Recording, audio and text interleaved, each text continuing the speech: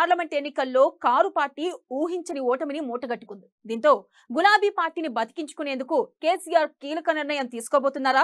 స్థానిక నాయకత్వంలో మార్పు తప్పదని భావిస్తున్నారా? కారు ఓటమికి లోకల్ లీడర్లు కారణమా? పార్టీలో సమూలంగా మార్పులు తీసుకొస్తేనే మనుగడ సాధ్యమా? అందుకు గులాబీ బాస్ వేసిన వ్యూహాలేంటి? రానున్న రోజుల్లో పార్టీలో ఎలాంటి మార్పులు చోటు చేసుకోబోతున్నాయి?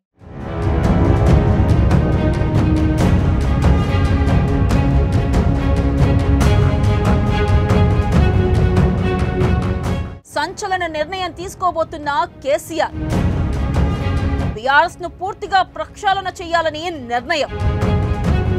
స్థానిక నాయకత్వంపై ప్రజల్లో వ్యతిరేకత. కారు ఓటమికి స్థానిక నేతల తీరే కారణం. కొత్త ముఖాలను పరిచయం చేయాలని కేసీఆర్ ప్లాన్. నియోజకవర్గాల వారీగా కొత్త నేతల ఎంపిక. 80కి పైగా నియోజకవర్గాల్లో ఇన్ఛార్జీల మార్పు. ఆర్థికంగా సామాజిక పరంగా బలమైన నేతల కోసం వేట.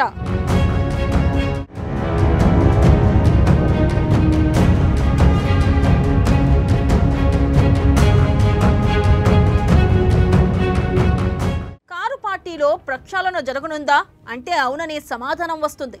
బీఆర్ఎస్ పార్టీ కొత్త ప్రక్రియకు శ్రీకారం చుట్టనుందట. వరుస ఓటమిలతో కుదేలైపోయిన ఆ పార్టీ ఇక సంచలన నిర్ణయాలను తీసుకోవాలని భావిస్తుంది. లేకుంటే పార్టీ మనుగడ కష్టసాధ్యమని అగ్ర నాయకత్వం గుర్తించినట్టుంది.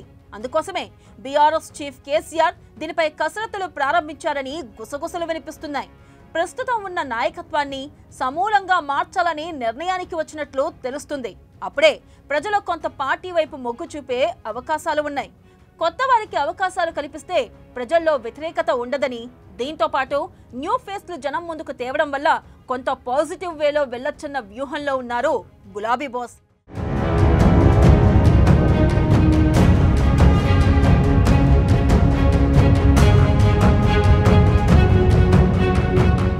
బీఆర్ఎస్ అసెంబ్లీ ఎన్నికల్లో అధికారం కోల్పోయింది.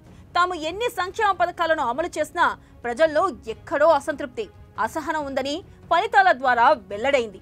స్థానిక నాయకత్వంపై అసంతృప్తి పార్టీ పరాజయానికి ఒక కారణంగా గుర్తించారు. వారు జనంలోకి పెద్దగా వెళ్లకపోవడంతో పాటు తమ అనుచరులకే ప్రాధాన్యత ఇవ్వడంతో పాటు ముఖ్యమైన అనుచరులు గ్రామాల్లో చేసిన వీరంగం కూడా పార్టీ ఘోర పరాజయానికి కారణంగా భావిస్తున్నారు. అందుకే పార్లమెంట్ ఎన్నికల్లోనూ ఒక్కటి అంటే ఒక్క స్థానం కూడా ఇవ్వకుండా పక్కన కూర్చోబెట్టారు ప్రజలు. ఇలాంటి పరిస్థితి బీఆర్ఎస్ ఆవిర్భావం తర్వాత ఎప్పుడూ లేదు.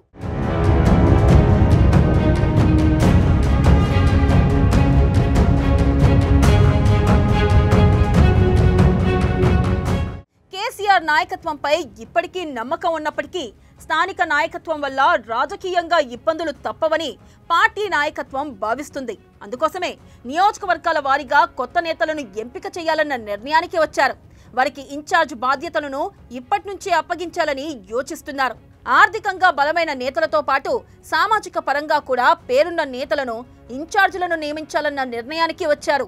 ఇప్పటికే దీనికి సంబంధించిన జాబితా తయారవుతుందని తెలుస్తుంది. పార్టీ అధికారంలో లేకపోయినప్పటికీ ఒక్కొక్క నియోజకవర్గానికి 3 నుంచి 4 పేర్లను పరిశీలిస్తున్నట్లు సమాచారం.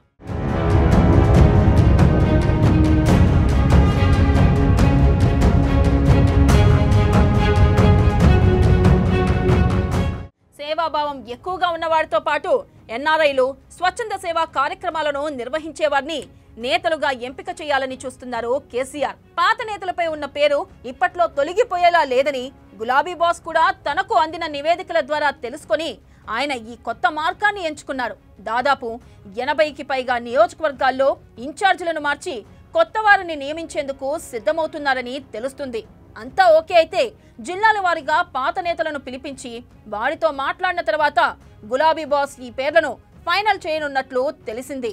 ఇక అధికారంలోకి వచ్చిన తర్వాత పాత వారికి పదవులు ఇస్తామని చెప్పి ఒప్పించే ప్రయత్నం చేయాలన్న నిర్ణయానికి కూడా కేసీఆర్ వచ్చినట్లు తెలిసింది. మరి కేసీఆర్ నయా ప్లాన్ ఎంత మేరకు వర్కౌట్ అవుతుందో చూడాలి.